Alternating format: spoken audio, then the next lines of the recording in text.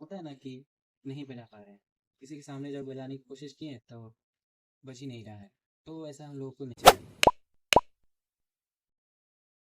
सो hi guys, कैसे हो आप सब। सो गाइस, आपका स्वागत है एक दूसरी इंटरेस्टिंग वीडियो पे। तो गाइस, 21 डेज के इस चैलेंज सेशन में आज का जो डे होने वाला है वो है डे 19।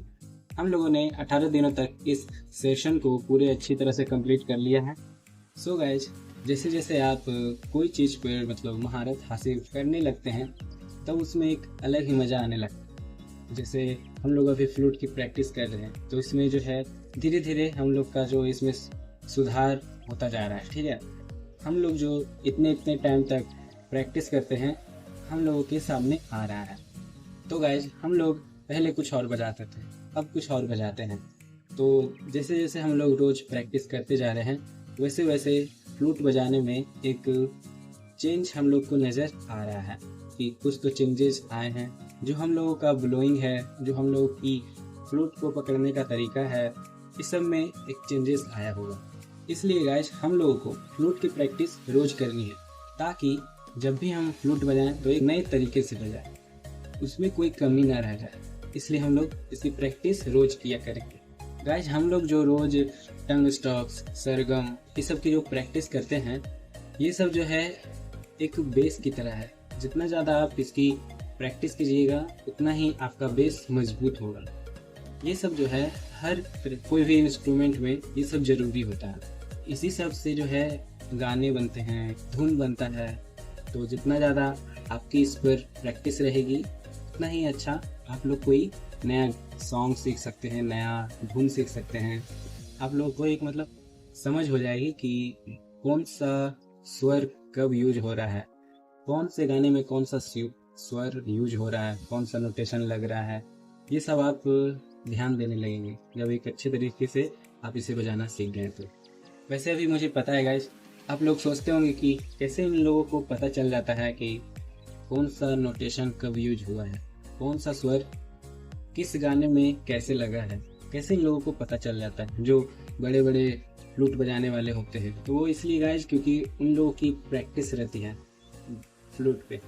वे लोग खूब प्रैक्टिस करते हैं तो उन लोगों को आदत हो जाता है, उन लोगों को पता चल जाता है कि ये इस सॉन्ग में कौन सा स्वर लग रहा है।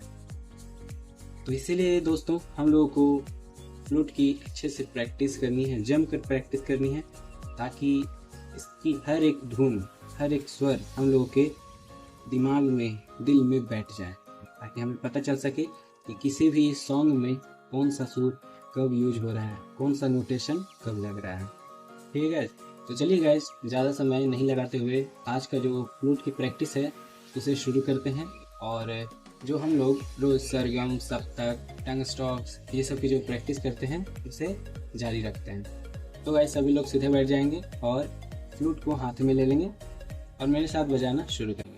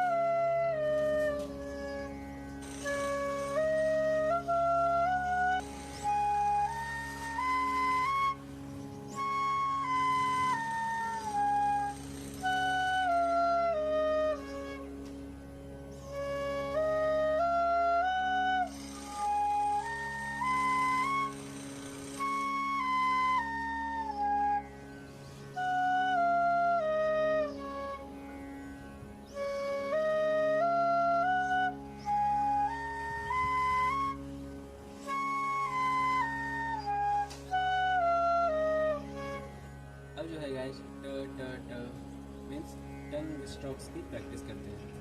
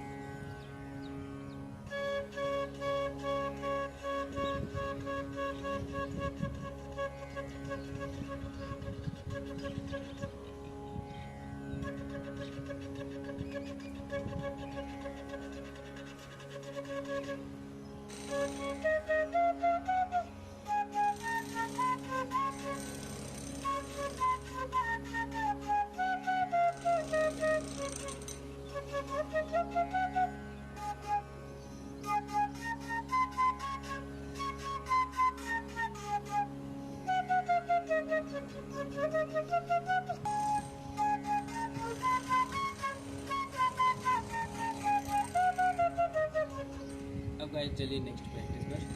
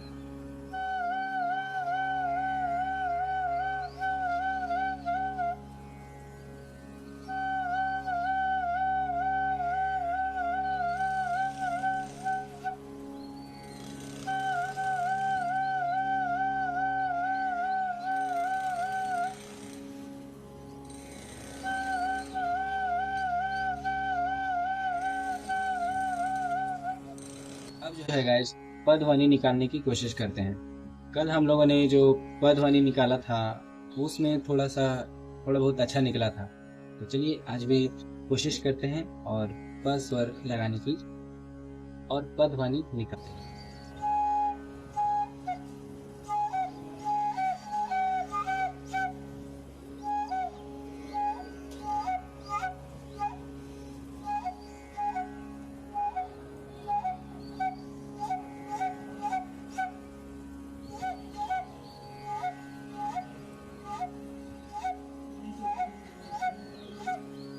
पमा पमा पमा पमा पमा पमा पमा।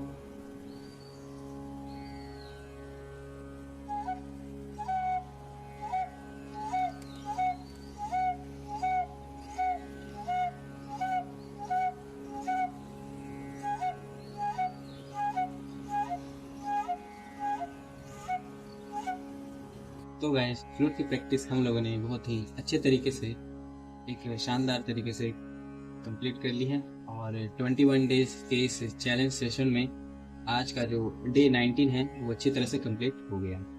गाइस हम लोगों को मेहनत करने में कोई कसर नहीं छोड़नी है और फ्लूट जो है पूरी लगन के साथ, पूरी शिद्दत के साथ सीखना है। ठीक है, कल हम लोग एक नए जोश, नए उमंग के साथ मिलेंगे 21 डेज के चैलेंज सेशन में डे 20। ठीक है गाइस, मैं आप लोगों से एक बात और कहना चाहूँगा कि जितना हो सके उतनी ज़्यादा मेहनत करने की कोशिश कीजिए, जितना हो सके उतना फ्लूट की प्रैक्टिस करने की कोशिश कीजिए, ताकि जब भी आप फ्लूट को बजाएं, जब भी आप किसी के सामने बजाएं, होता है ना कि नहीं बजा पा रहे हैं, किसी के सामने जब बजाने की कोशिश किए तो बज ही नहीं रहा है, तो ऐसा हम लोगों को नहीं चाहिए। हम लोगों को ऐसी प्रैक्टिस करनी है जिससे जब भी हम लोगों को बजाने का मौका मिले तब हम एक अच्छे तरीके से बजा, एक मधुर तरीके से बजा सकते। कि अभी जो है वो धूप आ गया है, सूर्य आ गया है, तो थोड़ा पसीना चल रहा है। तो आज की फ्लूट की प्रैक्टिस यहीं तक रहने देते हैं। तो सभी लोगों को बाय बाय गाइस, मिलता हूँ अगले डे पर।